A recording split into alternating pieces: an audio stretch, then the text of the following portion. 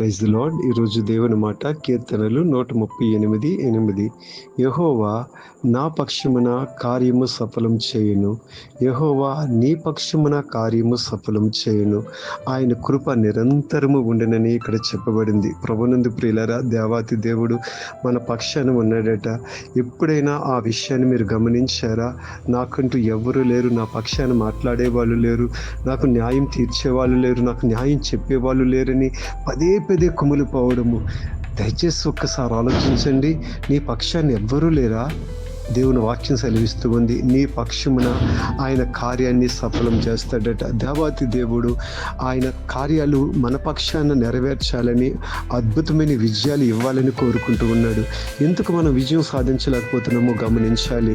అనేక సార్లు నిరాశలో కూరుకుపోయి అసంతృప్తితో దేవుని కార్యాలు చూడలేకపోతున్నామేమో. దేవుడు నీ పక్షాన ఉన్నాడు. God bless you.